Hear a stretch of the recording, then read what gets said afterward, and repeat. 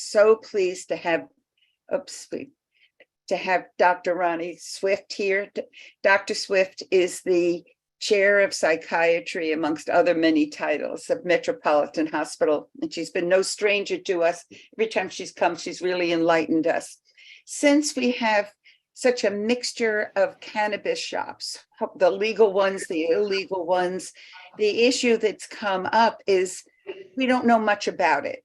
And at a meeting, I met Dr. Swift and we were talking about it, and she's been willing to come and talk about the pluses and the minuses of cannabis use.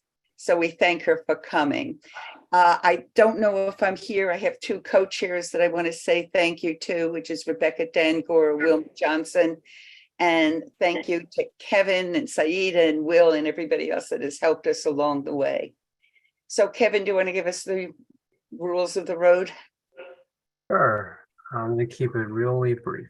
Okay, Yeah. Welcome. If this is your first time joining us, you will notice that you are currently muted, and everyone will remain muted throughout the meeting, except for the committee co-chairs, Barbara, Rebecca, and Wilma, and any presenters as we move through the agenda. Following the presentation, the co-chairs will call on members of the public wishing to speak. You can participate by going to the reactions icon on your device and pressing the raise hand button, not the wave or thumbs up, as those will disappear. Only press it once. If you press it a second time, your hand will go back down. If you're calling on the phone, it is *9 to raise hand and *6 to unmute.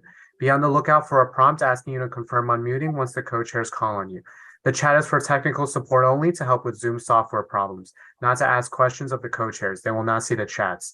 If you're using an older version of Zoom, you will need to go to the participants section where you will find the raise hand feature there. Please do not raise your actual hand or wave at the screen because we may not be able to see you. Chat me, I'm here for support. Thank you. Thank you so much. Okay, can I share my screen?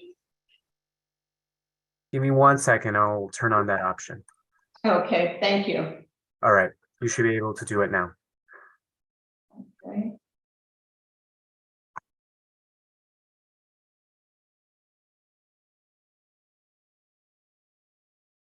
Hi, welcome everyone. I'm very excited to be here today because this is a topic that everyone is talking about these days. And since marijuana has been legalized, it's raised a number of different questions and a number of different issues with respect to how we see it in psychiatry and how we can work with it. Cannabis is flowers and contains THC. And what we want to talk about is it's been around for thousands and thousands of years. Is there a way that I can advance my screen here? Isn't that on your computer? Kevin, do you know? For some reason, it's not. I don't want to stop the sharing. Well, you know what? We don't have to see it on the screen. Kevin, would you know what to do? If you maybe share your screen again, see if I can troubleshoot. Okay. Help out. Thank you. How about share screen? Yeah, so if you share your screen like before, so I can see what's going on. Okay. And this is what I want to share. Okay, so here we go. So if we think about the history of cannabis, it's been around for many, many, many years. The neurobiology is well known. Medical cannabis has become a huge industry over the last year. And there are definitely applications in addiction psychiatry. Now it's not advancing my slide. Maybe if you click the tabs on the side, yeah, if you click it.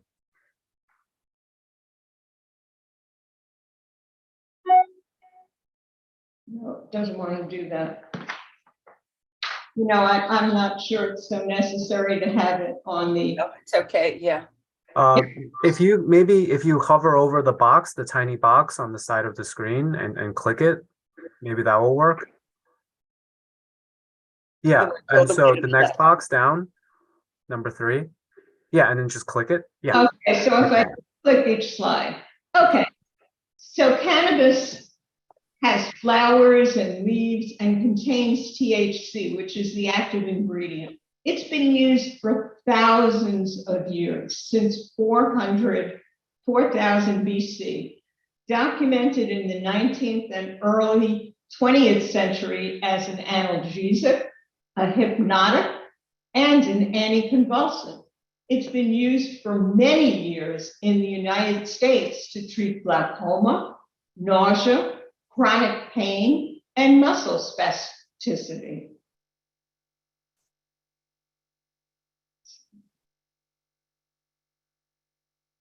In the US, it's most frequently smoked in a pipe, bong, or joint.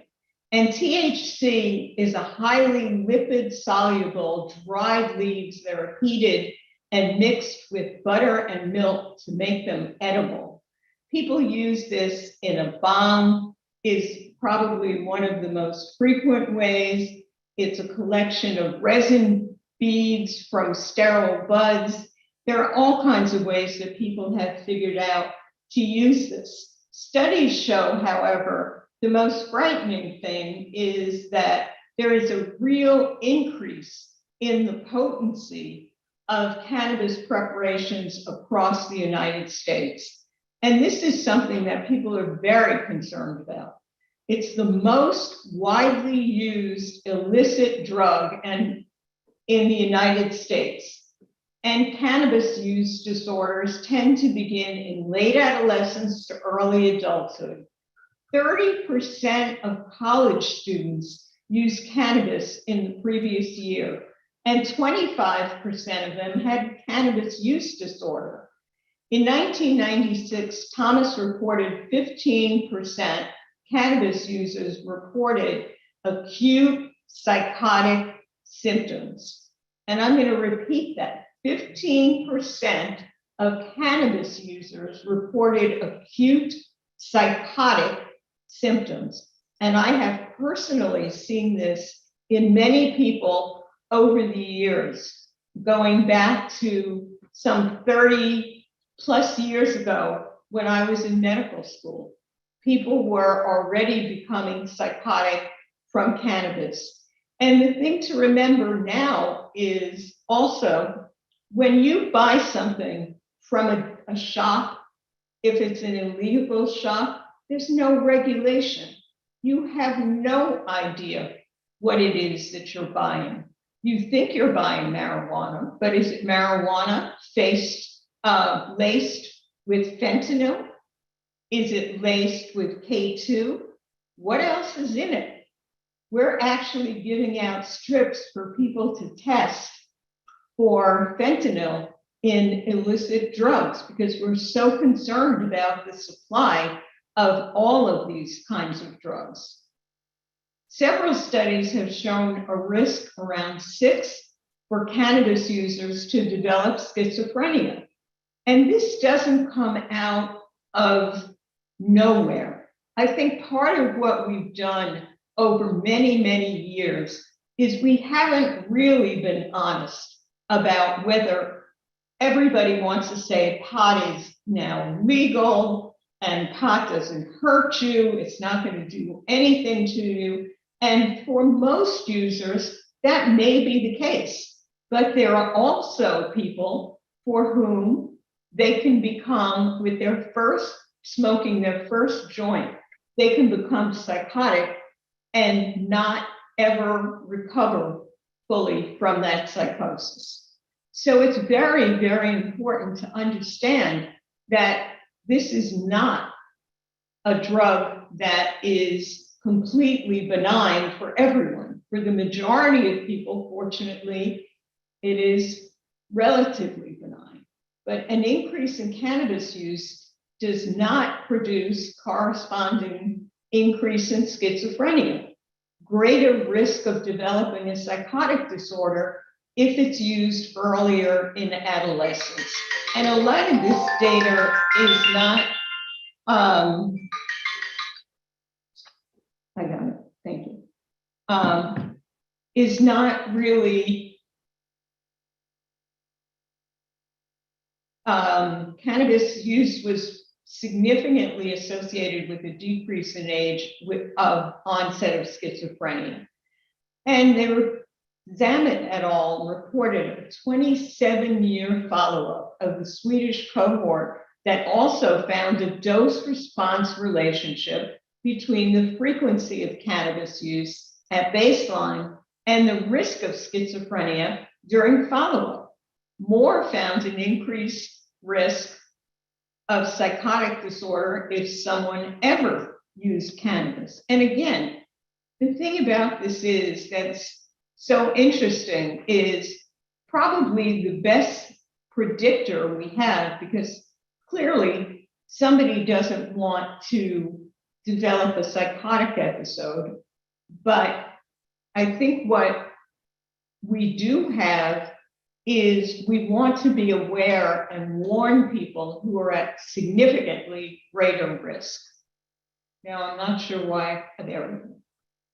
So if we look at the highlights from the 2020 National Survey on Drug Use and Health, in 2020, 17.9%, which is 49.6 million of those surveyed, used marijuana.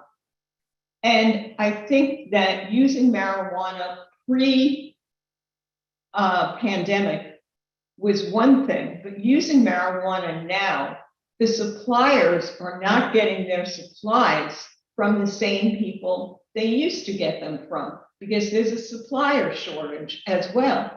And so what you see is you see more people that are using something that they have no clue what could be mixed in it. And that's very, very scary. The percentage of people who use marijuana in the past year was highest among 18 to 25-year-olds. That accounted for 34.5%, compared to 16.3% of adults greater than 26 years old, and 10% of adolescents 12 to 16. That's a frighteningly young age for people to be using drugs. 2.8 million initiated marijuana use in patients greater than 12 years old. Only 1 in 4 people greater than 12 years old perceived a greater risk of harm from smoking marijuana 1 to 2 times a week. They think it's absolutely, positively has no ill effects. And young adults are less likely to perceive the risk than older people. Older people have become more savvy, and so it's not as big a issue. So there are 2 known cannabinoid receptors. There's a CB1 and a CB2. And they occur in different parts of the brain. And they basically are both effective, but what you want to talk about is the potency. And however, psychoactive and additive properties also are mediated by the endogenous cannabinoids and other exogenous cannabinoids from marijuana, besides delta-9 THC or interactions at the receptors. So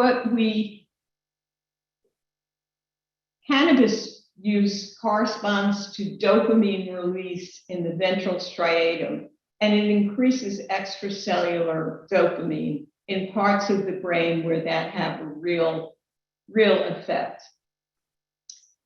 If we look at cannabis use corresponds to dopamine release, and that's how we get our highs if we go for a run or if we eat something pleasurable. That generates a high.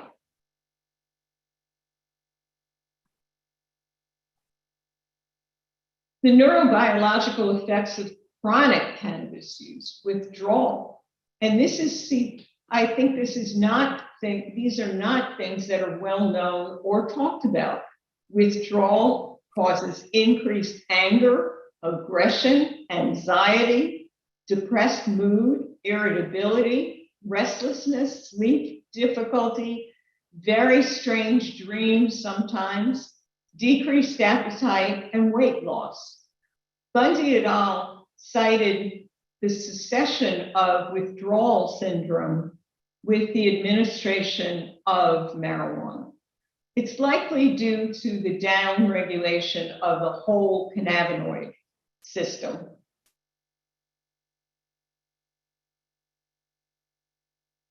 And let's move on to the next slide. So what is cannabis intoxication? It's a pleasurable high, it's euphoria, other effects, however, and this is what people need to understand. In some people, it causes tremendous anxiety, paranoia, a distorted sense of time, a distorted sense of associative thinking, short-term memory loss. The physical effects can be sedation, increased heart rate, blood pressure, respiration, dry mouth. Their eyes can become injected with red, they can look all red, increased appetite, slowed reaction time. Heavy marijuana use lowers testosterone levels and sperm count and quality. And that's not something that's really discussed very much either. Let's skip that one. Okay, derivatives of cannabis that are used to ease symptoms caused by certain medical conditions. The US federal law prohibits the use of whole plant cannabis or its derivatives for any purpose. And now that it's become legal, it's very different. Conditions medical marijuana is suggested for. You may be eligible for medical cannabis if you have one or more of the following conditions: cancer, HIV or AIDS, amyotrophic lateral sclerosis, Parkinson's disease, multiple sclerosis, spinal cord injury, inflammatory bowel disease, neuropathy, Huntington's disease, post-traumatic stress disorder, and pain that degrades health and functioning capability as an alternative to opioids, substance abuse disorders, Alzheimer's, macular degeneration, and many other conditions.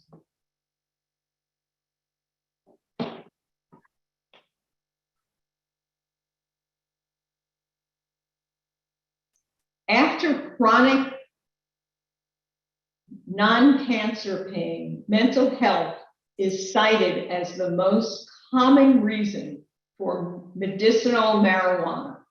So if it's not for cancer or chronic pain, mental health is cited as the most common reason for medicinal marijuana. However, Black et al. Showed in a systematic review and meta-analysis that there is really scarce evidence to suggest cannabinoids improve depression, anxiety, ADHD, PTSD, or psychotic symptoms. And it's also cited that patients report the use of medical cannabis was nearly 3-fold greater for pain and 5 times greater for anxiety or depression. For some patients, cannabis has no negative effects. For others, it can significantly and permanently impact mental health. It really has to do with the purity, the effects, how we are, what kind of genes we have, are we susceptible to this? There's no evidence to support medicinal cannabis as a treatment for cannabis use disorder.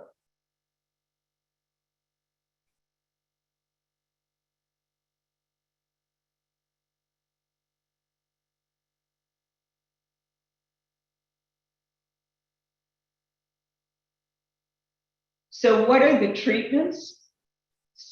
Pharmacotherapy. There's no FDA-approved medications. Medications under consideration are ones that target different receptors in the brain.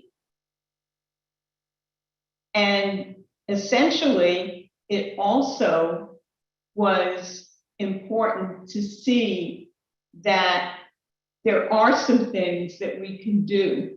The other thing that we do, how do we treat this?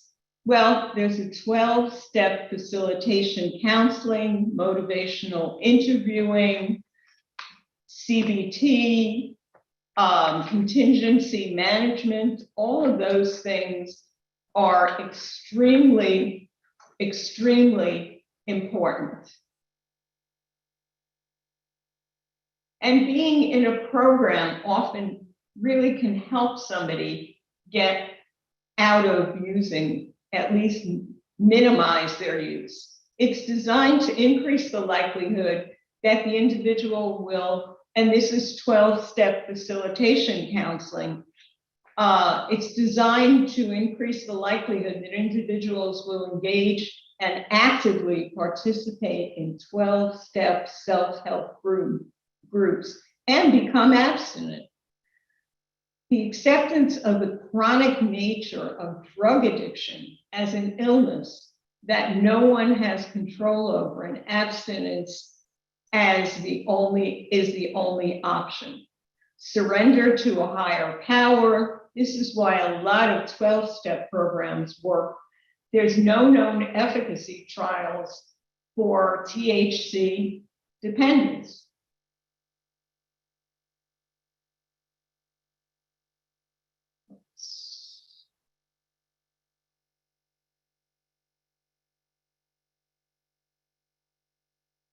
You want to do non-confrontational counseling that focuses on exploring and resolving ambivalence and strengthening motivation.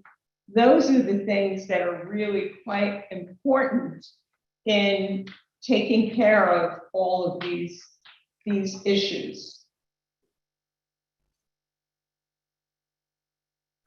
Cognitive behavioral therapy focuses on learning process. It explores positive and negative consequences of use, self-monitoring. It has been validated in the treatment of marijuana dependence. And that's very, very important.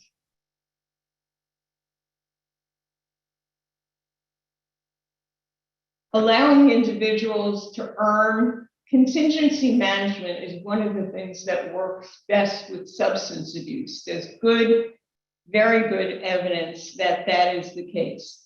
And it allows individuals to earn vouchers for abstinence.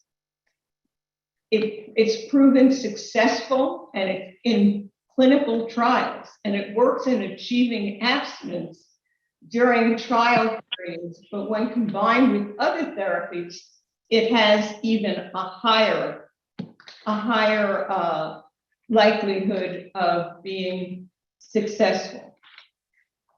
So if we talk about today's marijuana, one of the things that we found is that trials comparing brief to longer treatment groups reduce marijuana use more than control groups, no difference in the length of treatment.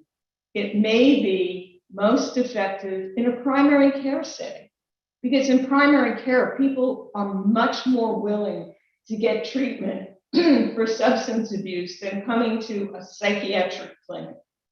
That has very negative connotations for a lot of people.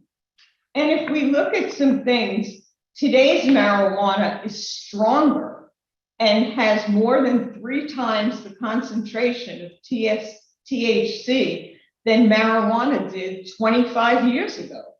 More THC means more mind-altering potential that can lead to an increase in dependency and addiction. The risk of addiction is about 1 in 10 people who use marijuana may become addicted to marijuana, and 1 in 6 when used before age 18. So if we think about that, the risks of marijuana are really, really real. It lowers brain power. Marijuana affects your brain development. The use by adolescent has been linked as to a decline in test scores up to 8 points. These are points you don't get back, even when you stop using it. Impairs your memory. Using marijuana can affect your memory, your learning, your concentration, and it can also give you difficulty with thinking and problem solving. It can affect your performance.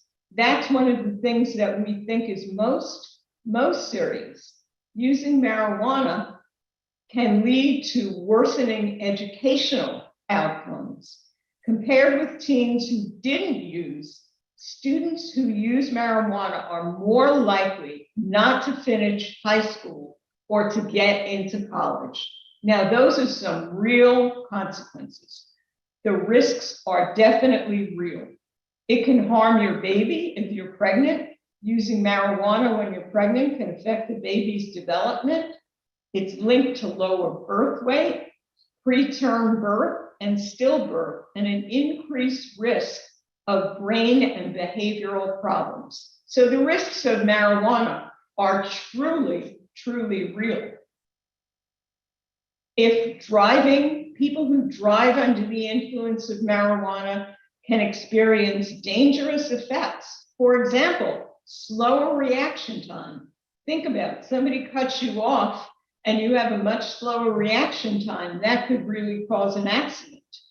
Lane weaving, decreased coordination, and difficulty reacting to signals and sounds on the road. What is cannabis intoxication? Well, for most people, it's a pleasurable high, but other effects can clearly be anxiety, paranoia, distorted sense of time, associative thinking, short-term memory loss, physical effects, sedation, dry mouth, increased appetite, slowed reaction time. Heavy marijuana use also lowers testosterone levels and sperm count and quality. So we're already talking about a lot of things that can be very, very impressive in terms of hurting people. One of the things that is helpful is 12-step programs. That is definitely something that's important and that can make a real difference in someone's life. And you basically have to be non-confrontational. Adolescent psychotherapy has special considerations, and as does marijuana use in the elderly. The amount of days of abstinence increase by 24% when youth were put in a treatment study. Most cost-effective approach was 5 sessions of CBT. And longer sessions did not increase the likelihood of success. So if we look at all of this data, what we really find is that at the present time, it is very, very dangerous to be using street drugs that if you are going or from an illicit shop that is not licensed to be selling. It's very, very important. Many of our patients are seeking services for other substances. However, they don't even consider marijuana a substance. And what we found is that it's very common, even in our substance abuse programs, that regardless of what other drugs they're using, they're also using marijuana. And as patients become abstinent from one substance, it may impact their pattern of use of cannabis. And that's something that is very important. So they stop using crack cocaine. Now they're using cannabis in ridiculous amounts and looking at all the other things that are out there that they can use. And part of the problem is, as I said, this is a whole new problem that we've never had before, in the sense that the suppliers are not getting the supplies from the places they used to get supplies. So the likelihood that it's tainted with something else becomes far more likely and far more dangerous. And one of the things that I would say is everyone should carry naloxone, because even though you may not know whether it's got something in it that's going to be reversed by naloxone, you definitely can at least assume that it's worth a try, because there's not a whole lot of other things that we can try. So I hope this was helpful, and I'm happy to answer any questions you may have. Thank you so much. Rebecca, are you on? Yep, I'm here. Great. Ronnie, can you stop sharing your screen so we could see people? Is that possible? Absolutely. Thanks. Stop share right there. We That's go. it. So we see everybody. Rebecca, do you want to call? Sure. I don't see any hands at the moment while people are raising. Sorry, I was late. It's been a very hectic work week. I see Bill raised his hand.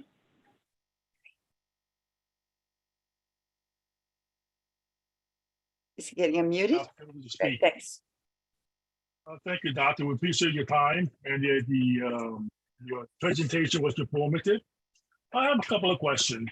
Sure. Can you tell me which profession are much more prone to cannabis use compared to other? You know, I don't know that there's a specific profession that would use cannabis more. It seems to be an equal opportunity employer. People in all industries and all walks of life are now using it, especially since it's been legalized. That has made a huge, huge difference. And it's, for some people, it's something that they see as, okay, I can go to a health store and buy some other vitamins or something like that. They don't see marijuana as any different than that. And that's where the really frightening part comes in, because you have no clue. What they cut many drugs with is rat poison. Would anybody voluntarily eat rat poison? Or cement is another one that they cut it with, or anticoagulants, all of which are terrible things that no one knowingly would use. But again, because it's been categorized as so benign, it's not going to hurt you. I think this is where the problem comes in. And we all carry a certain number of genes that are detrimental.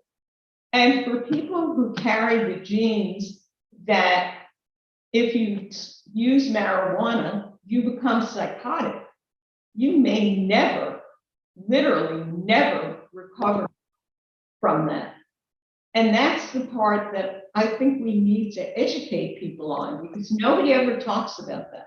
Everybody talks about all the positive effects, because no one wants to really acknowledge that that is a part of the overall drug picture. I see. Thank you. I have another question. Is there a different effect when you're taking edible cannabis as opposed to smoking? It really depends on what it's cut with. It doesn't seem, it has to do with what the chemicals in it are. So edibles, sometimes depending upon how it's been made, and this is a really, really serious issue. Kids who bring brownies to school and they're loaded with marijuana, that can make somebody very, very sick. You don't know what medications they're taking. You don't know what their history is, all of that. Another question is that you mentioned the concentration of marijuana. Yes, I suppose, let's say, for example, go to a pharmacy, they give you the number of doses, 5 milligram, 10 milligram, you know the doses. And you know that if 30 days, that's it, you have to wait another 30 days. So this will be similar to the cannabis store. You go in and you know what the concentration of each cannabis, and they know who you are. You be on the system that's the maximum you can order. I think that's something that's very important. That's the difference between the legal shops and the illegal shops. The legal shops are trying to do everything they can to protect you from overdosing, to protect you from dangerous chemicals that could be added to it. They do everything they can according to the book, and they're monitored. We all know that government monitoring is very, very strict.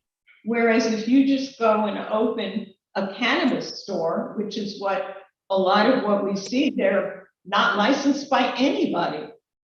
And I can tell you another example of this is when I gave a talk a number of years ago about before they had become sensitive to all the different ways that drugs were being cut. And I gave a talk and I showed some packets that people could buy in a bodega and that were laced with marijuana and other serious drugs.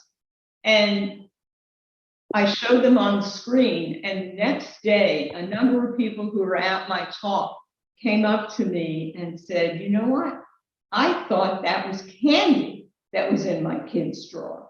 It was only after you showed us what the packaging looks like. They make it into lollipops and sell it for $1 a lollipop.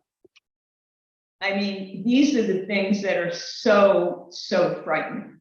I see. So the legal shop, so any customer goes in, his or her name is in the database, in the central database. Yes, yes. So is it within the state or it's nationwide? It's not nationwide, but it is in a lot of the states currently. I see. And my last question, you may have touched this, but I need to ask this. Is there a consistency on cannabis user on the mannerism compared to non-user? I'm sorry, I missed part of that.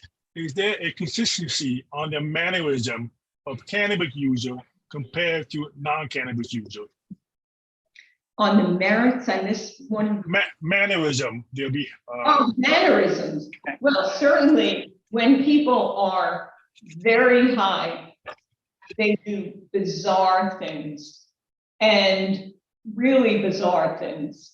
You'll see them coming up to cars and slamming on the car window, and we don't know what they're taking, but some of them do react that way just to plain marijuana. Marijuana does it to them. We think of that as being K2, and we think of it as much more serious drugs. But before those drugs were around, we were seeing that. We saw people when I was in med school who thought they could fly, literally, on marijuana, because there wasn't much other drug use at that point. I see.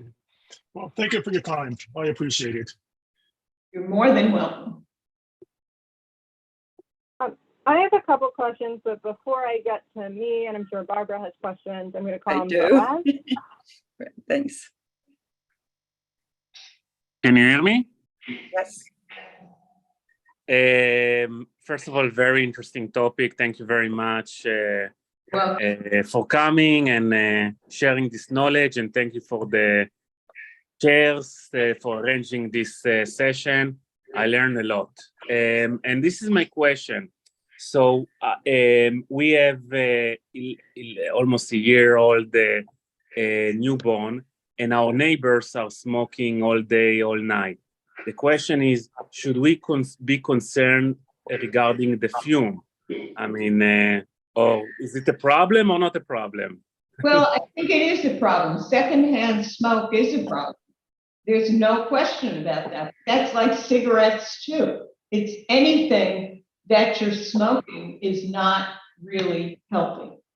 So you try to do the best you can and get them to stop if you really think it's marijuana that they're smoking all day and all night. And it certainly could be, because that's become very common. I see. Okay. My second question, it's interesting what you're saying about the license and not unlicensed stores. So if you were the decision maker, what would you do? I mean, it sounds like, I mean, if I connect the dot, it sounds like we either need to shut down those unlicensed stores or make them licensed and then at least monitor them or something like that. What would your approach be? My approach would be that they have to be regulated. Because once you don't regulate them, you could have people using cement. I mean, or rat poison. That to me is horrifying, that somebody would even think about putting that in their body. But that is exactly what's happening when you buy from an unlicensed provider. And the other thing that's scary is people are bringing edibles to classrooms where there are kids and not thinking anything of it, that's not dangerous. So I think regulation, even though it's difficult, we have to maintain the fact that this is not something to be played with. You wouldn't give somebody a whole bottle of pills and tell them, oh, just take what you want, which unfortunately is another problem that we're having now across society, where kids bring a whole bunch of pills, put them in a big, and people take handfuls. I mean, that's terrifying. If something happens, if they have a side effect, we have no idea what they've taken when we try to help them. So that's why we're even asking, in some of the places, they're asking people to bring in street drugs that they took so that we can look into them and find out what's in them and understand how we can reverse it. Got it. Thank you very much. I really appreciate it. Thank you. Next, we have Kathleen. Well, question with this kind of a problem, that this kind of a legal problem, whatever. What does anybody propose things to do about this to alleviate what's going on? Sounds like a massive kind of thing with everybody involved. So what is being planned to rectify a uncomfortable, unpleasant, and unsafe situation? I think that there's as much regulation as there can be right now. They're trying to increase that. And the other thing is education. I don't think we do enough education. I don't think kids really understand, nor do some adults understand how potentially dangerous these things are. And again, the fact that there have to be strong consequences. If you have a party and you're passing this out to every guest at your party, you're legally responsible for that. That is really problematic. And we certainly know that this happens in wealthy communities, sometimes more so in wealthy communities because they have the ability to go out and buy anything on the street. And so we just have to get on top of the regulations and enforce them and also educate people. I felt really good after I had given that talk where I showed those packets and people actually went home and looked at their kids' stuff and looked at it with a completely different lens. For example, it looked like, I don't know if any of you know what Big League bubble gum looks like, but it's a really glitzy package, and that's what they were putting bath salts in. So, you know, it's horrifying. That's all I can say is it's so dangerous and it's so horrifying. And I think education and regulation is where we have to go with this. But we have to start by trying to educate people, because I don't think this is common knowledge. I mean, a lot of people just think, oh, pot's been around for years and what's the difference? And there's a big difference. There's a big difference. You don't know what you're getting now. And I practiced in North Carolina. I actually trained in med school in North Carolina, and I was a resident in North Carolina. And in North Carolina, everybody grew their own. That was their way of dealing with it. They had their own pot plants. It was grossly illegal. But what they would do is they would say they figured out a system of what kinds of spices you could put around it. So if a drug sniffing dog came to your house, they could not sniff out the marijuana. So, you know, this has been an age-old problem. Thank you. Rebecca? All right, next we have Bill again. Hi, thank you. I have a couple more questions. You mentioned concentration. How is it measured? I mean, compared to a pill, how is it measured concentration? I mean, is there a level of concentration? Is there, I'm just. Number of particles per whatever. And honestly, I'm not an expert on how it's measured, which again brings up the whole issue of who really is an expert on that. If you're buying from the guy behind the red door, you know, that's what people will tell you. I buy my stuff from the guy behind the red door and he's never steered me wrong. Who knows? I think that's part of you're talking about quality control. And that was something we really had to do a lot of education with our staff and the community around the fact that you can't assume. And I remember vividly a patient telling me this in the emergency room. He said, I used one of those things and I really didn't get much of a high. It just did nothing for me. So the next time I bought it, I took 3 bags. Well, there's no quality control. This stuff was much more potent than the first stuff he'd gotten. So it took 11 people to restrain him because he was really, really agitated and powerful. And this is terrifying.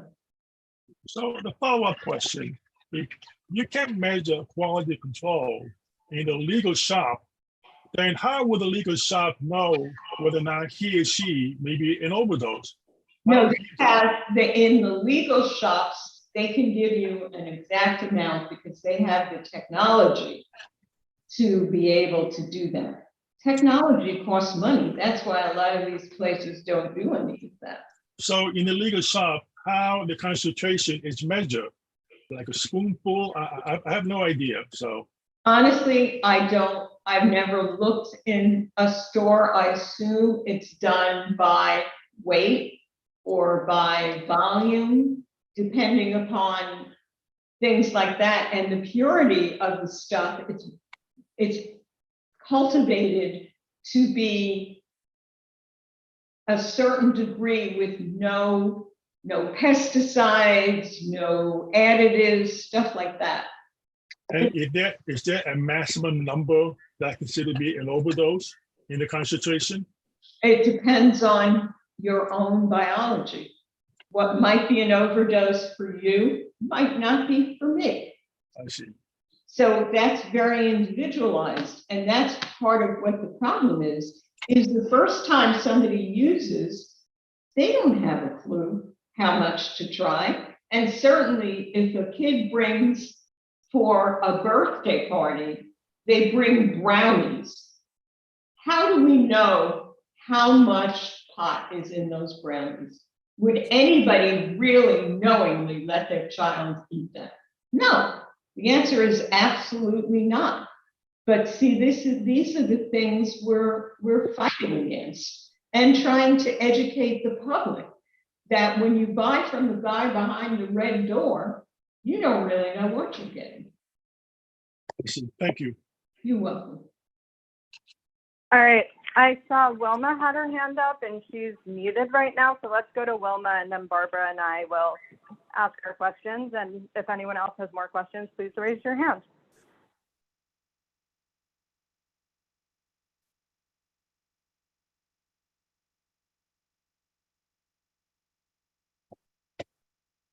Wilma? I thought I heard Wilma.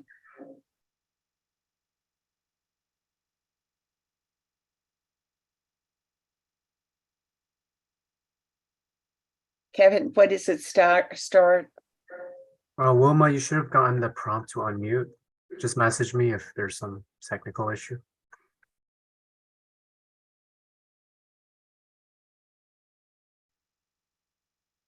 Should we? Well, Wilma's doing it. Do you want to ask your questions? And then Sure, I have we'll a keep Wilma couple, unmuted. I have a couple of questions. The first is, while of course the legalization of marijuana has led to, people not viewing it in the same light, that being said, I think even before legalization became popular, there was always this idea that you couldn't get addicted to marijuana. I think we established tonight that's not true, but I just don't know if and if you addressed this before I was able to join it, I'm sorry, but I don't understand why there's always been a disconnect when it came to marijuana. Because marijuana was seen as something that's not potentially dangerous, unfortunately. And that's a big issue. Because no one talks about, when something goes right, everybody publishes it. When something goes wrong, who's going to publish it? And this is a big issue. So you don't get the real facts. You only get one side of the story. And that's what's happened with drugs in general. And then my second question is, I don't know if you could speak to maybe the withdrawal symptoms that can come, for people who are smoking marijuana frequently. I'm sure they exist. And I'm wondering about not just withdrawal if someone is trying to stop smoking marijuana, but if they are a daily or nightly marijuana smoker, are there symptoms that they have when they're not high? Some of them say that they get depressed if they're not high and that they worry a lot more. They're using it. A lot of people are using it truly for medicinal purposes. When we have other legal, effective drugs, a lot of people who have depression will use it. They say, oh, it's the only thing that helps me get out of bed in the morning. Well, that's a real problem. But I think, again, this is so individualized and we are so far behind the curve because we don't know what's in a lot of this stuff. Most of it is being imported from China. So that makes it a nice, cheap product. And then next question is, and forgive me, I'm not very knowledgeable when it comes to this stuff, but I know there are like different strains. Are there studies on what those different strains do or how they affect people?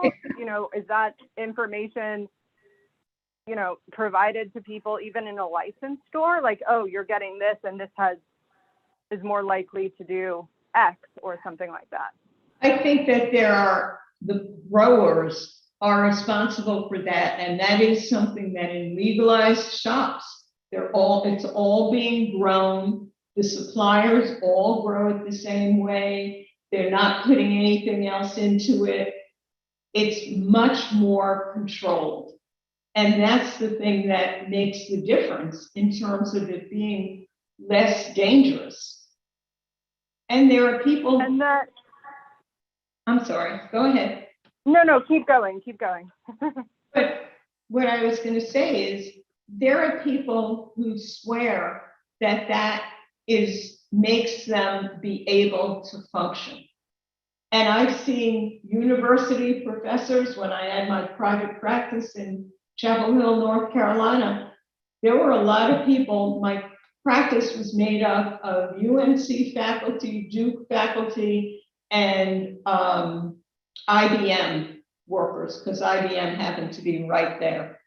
And essentially, there were a lot of people who were using, a lot of people, but they could not see.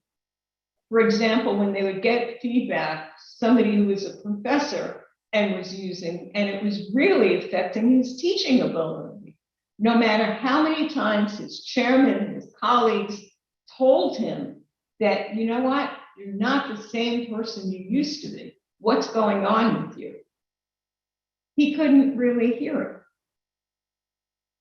So it's very problematic.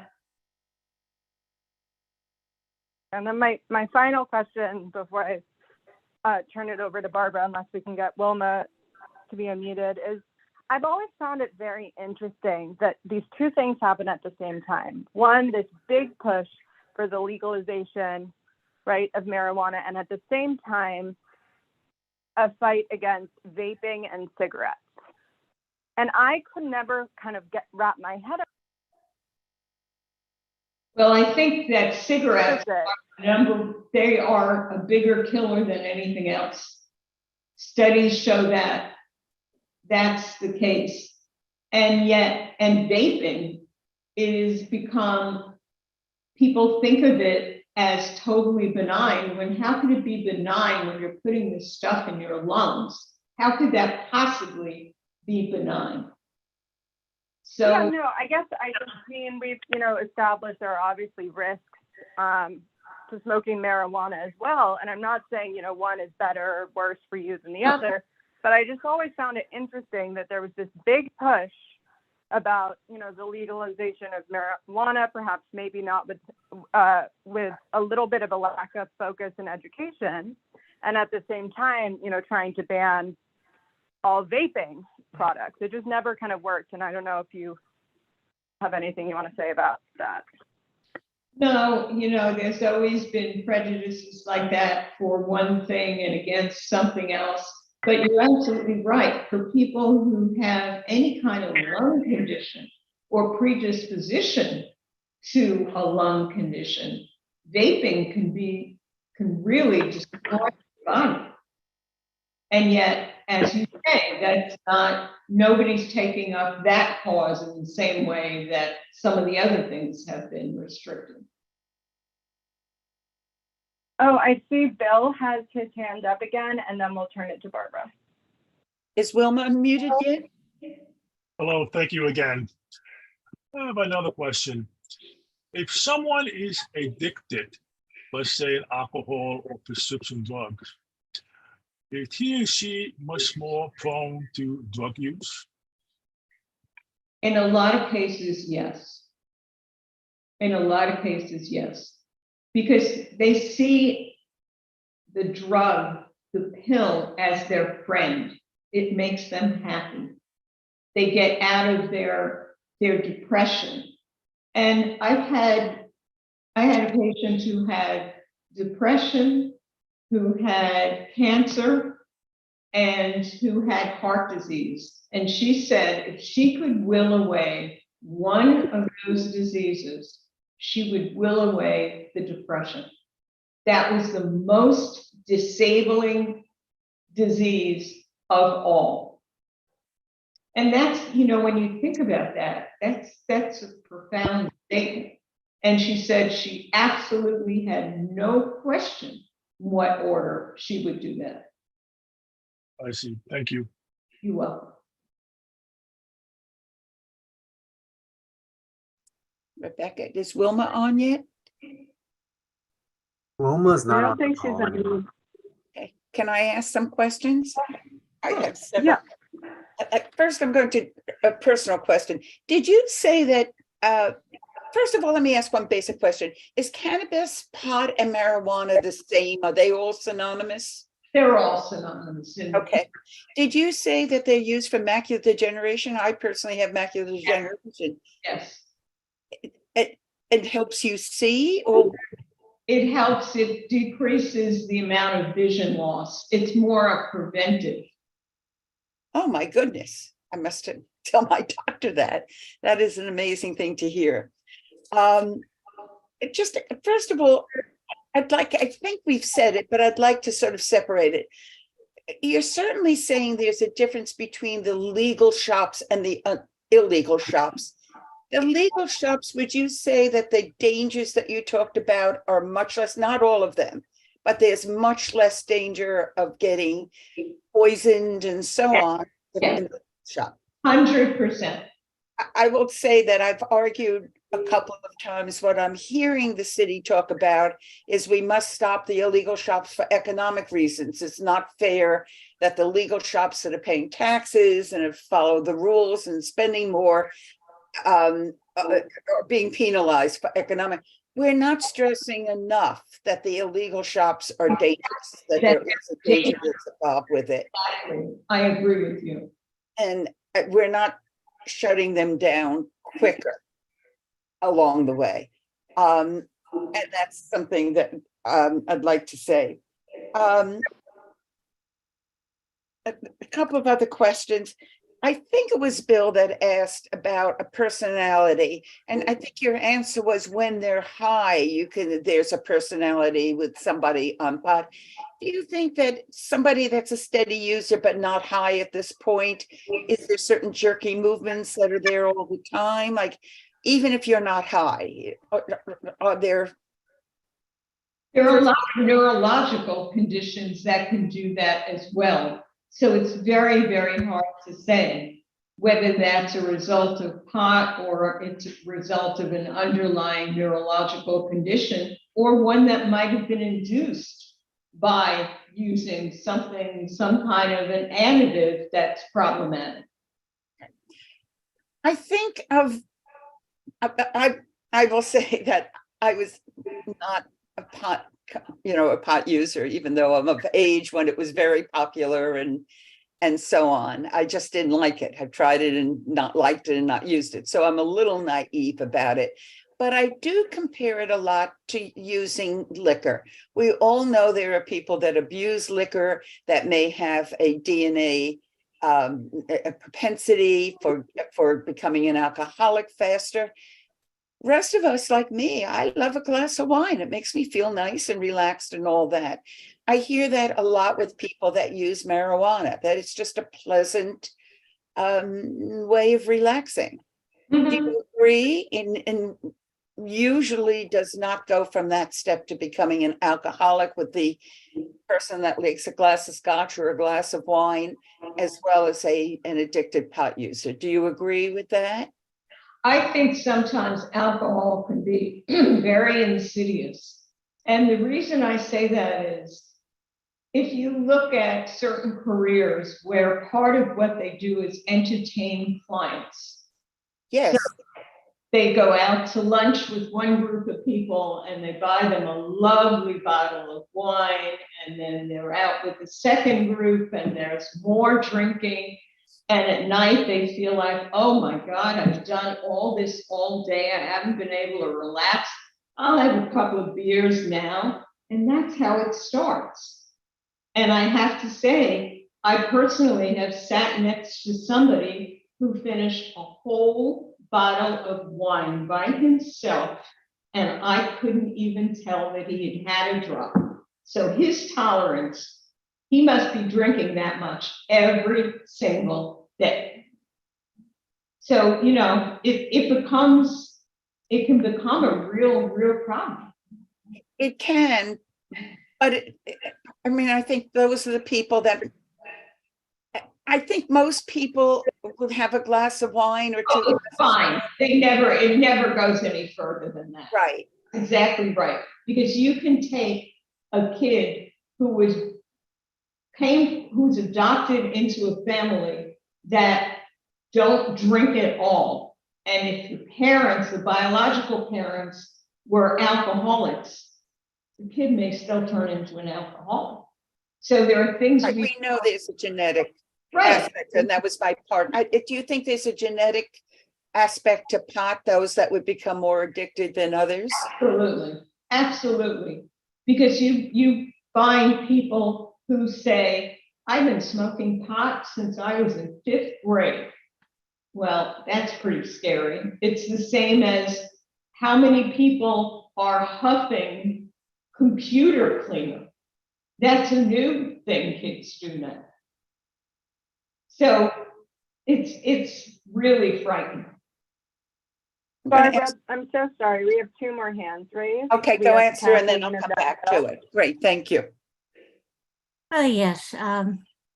Speaking of addiction, I do know that there's a family propensity toward addiction. Is that correct? Yes. That's correct. There's genetic information on that. Yes.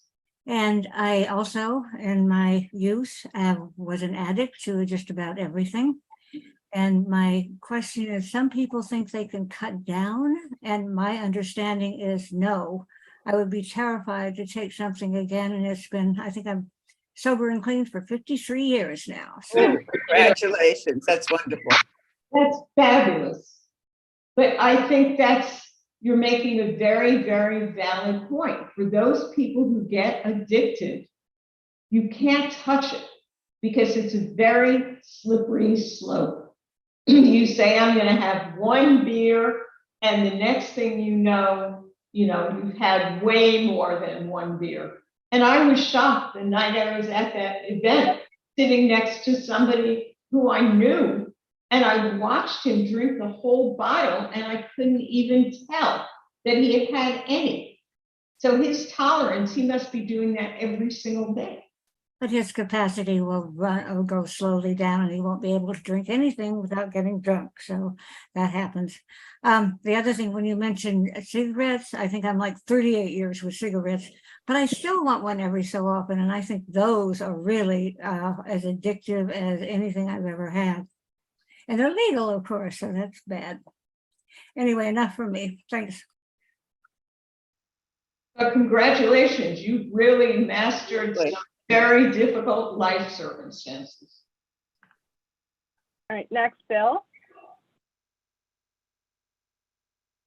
Hi, thank you again.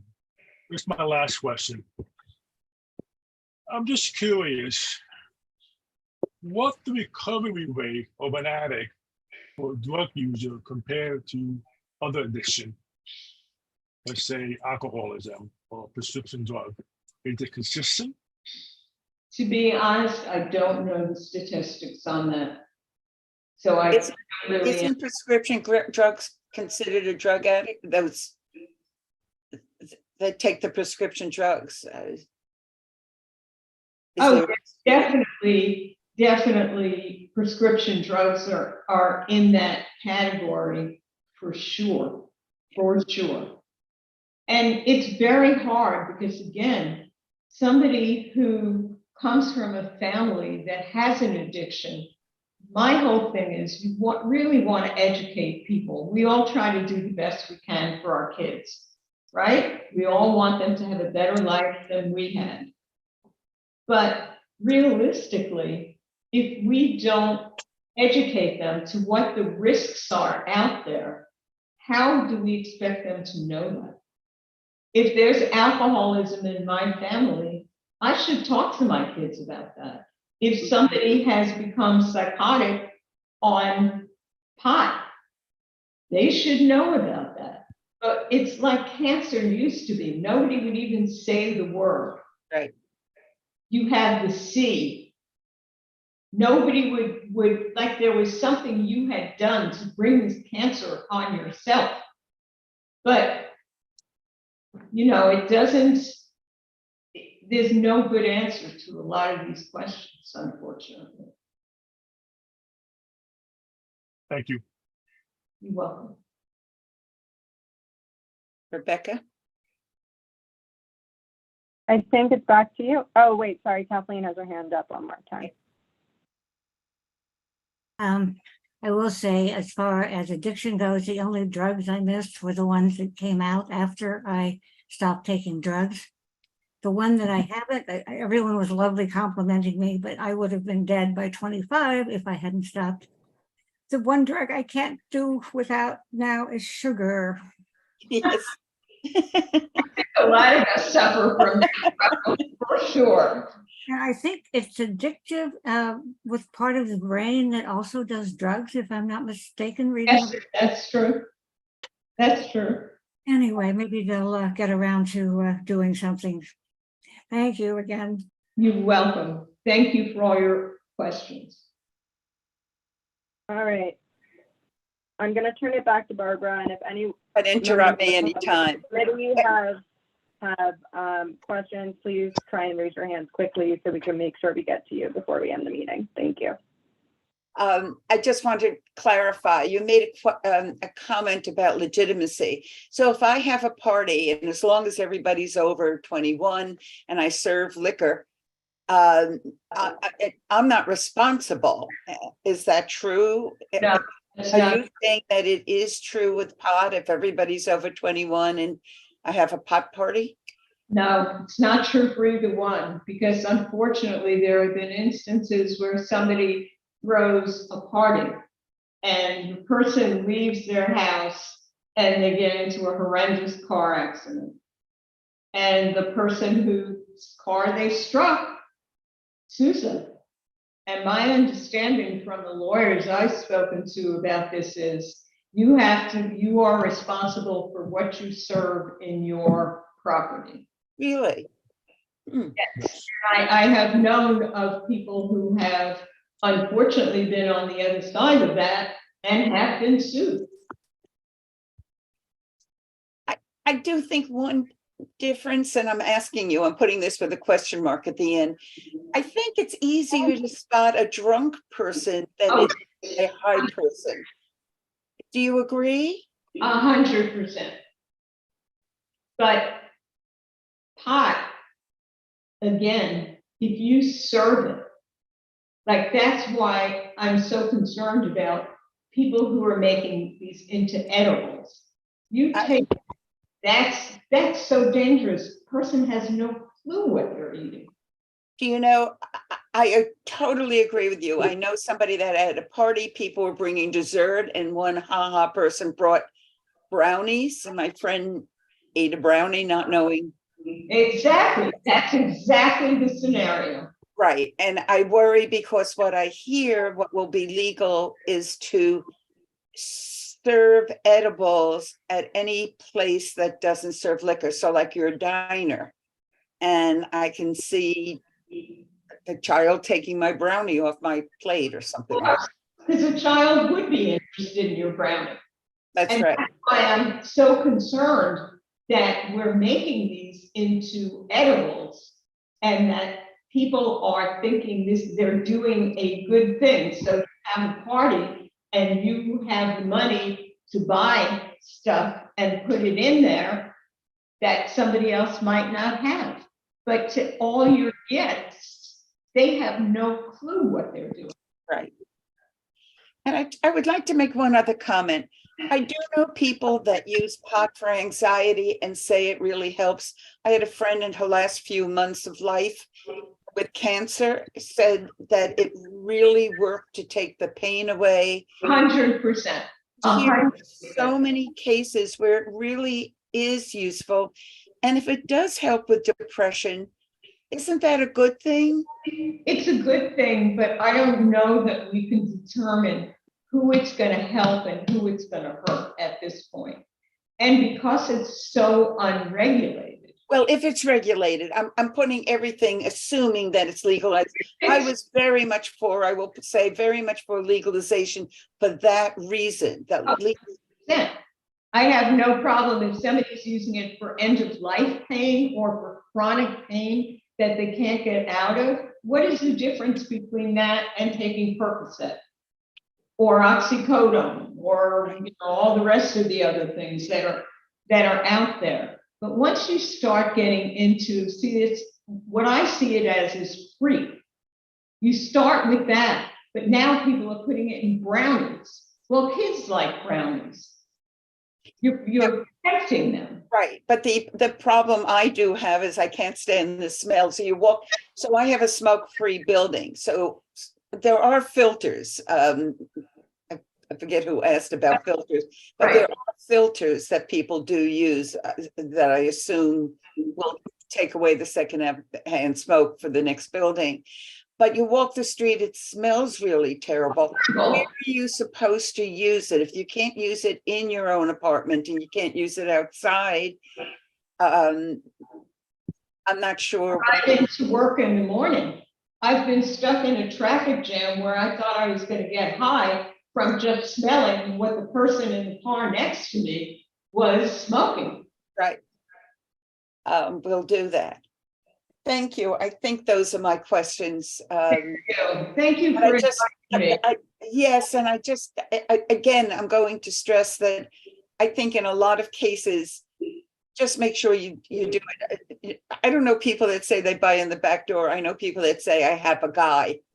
That's what they've said. I have That's this what guy. it is. I have a guy, but the guy doesn't have his guy anymore. And I think that's the danger. Yes. Any other questions? I don't see any more hands I up. don't see any hands up, and Wilma's not back, so. Okay, I know she wasn't feeling well. I thank you.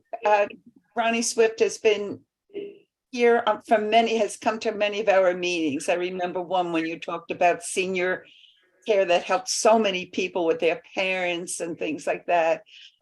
We thank you. Oh, wait. I do have one other question, comment, and so on.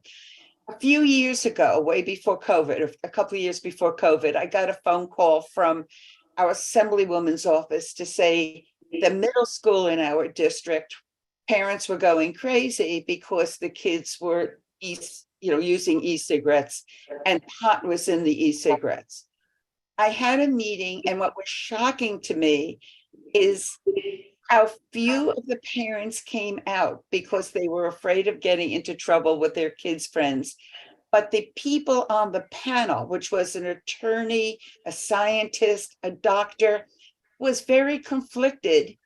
They said, of course, if you're a child, you shouldn't do it.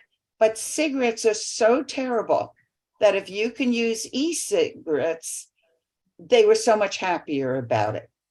And I think what came is that they canceled menthol, but I'm not even sure if we're doing that now. That's a very slippery slope because again, how is that really regulated? Where are people buying it from? What are they using it in? So it's very, very hard. And as you say, for the average person, having a glass of wine is relaxing and helps people chill out, and there's no serious consequences. And that's fine. Pot, it seems like unless you really know, you buy it in a legal shop that's well regulated, you have no idea what you're putting in your body. And the idea of rat poison and cement is horrifying to me. The medical marijuana places, you would say, are regulated and They're regulated very heavily by the government, very heavily. And I've talked to a lot of the politicians about this as well. And that's what they say. They don't mess around with that. But one other question I do have, CBD. Mm-hmm. That's not right. You could buy that in your manicure place. Yeah. is there a danger to it? It's just a surface oil, am I right? Is there? But again, we don't know how it's made. We assume if it's made by a company that they have quality control and that it's regulated by the government to some extent. But again, you know, do you know what the concentration is in a lot of these? They're all being advertised as so wonderful. They get rid of any kind of chronic pain that you have. They're the be all and end all. I find that really hard to believe. So again, buy it in the regulated, the 3 or 4 legal shops we have at this point in Manhattan. I think they're up to 4, if I'm not mistaken. Right. And you don't want to mess around with buying it from someplace that's completely unregulated. A lot of that stuff, as I said, is being imported from China. Is it or wherever? Or the little perfume in it or something like that. It may be nothing in it at all, you know, fake. Thank you so much. Again, there's nothing more. Thank you. Thank you, Kevin. Thank you all so much for coming. Thank you so much. It was such an important topic. Well, if we all work together, maybe we can make a real difference. I think we also have to work together to try to put pressure to close down the illegal shops. 100%. Ugly. They're and They're dangerous. pricing for young people. Yeah. And dangerous. And they're not paying taxes. Yep, that too. Absolutely. It's basically blatantly illegal on many fronts. And blatant is a very good word for them. They are very blatant. Yes, they have huge signs in the window. It says cannabis. Uh-huh. No secret. 100%. No shame in any of it. Right. Well, thank you. And thank you, everybody, for coming. And Rebecca, do you want to have any last words or? No, thank you so much for coming. And again, apologies that I was, oh, I see we have 2 hands. Okay.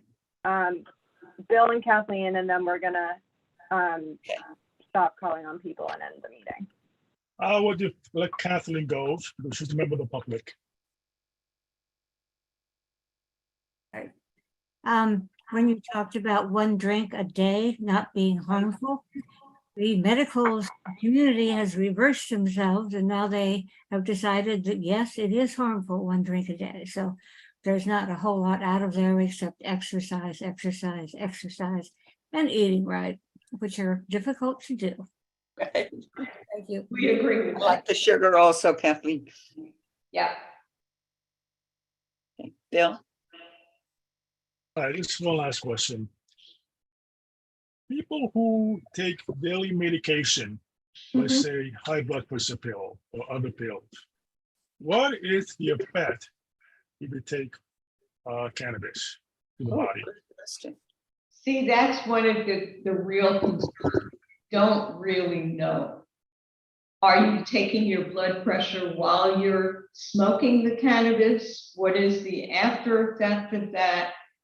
Those are all the kinds of things that, again, we don't have all the answers to. And so therefore, we can't really give you an educated answer about that. But it's a very, very good question. All of these are excellent questions to which we just do not have good answers. I see. So I'm going to make one last comment. When I met Ronnie at a conference with the someone representing the Office of the Cannabis Management, the OCM, and you talked about having studies, Metropolitan Hospital part of the studies going on now, or what is the status? We're not part of the studies, but we certainly have had a number of the people on those committees come talk to us, and we're certainly trying to do our part to educate our community of all ages about the dangers that we're talking about here. And the medical doctors, Dr. Pelican also, who's the chief medical officer. Yes. On the medical end also. Yep. Yep.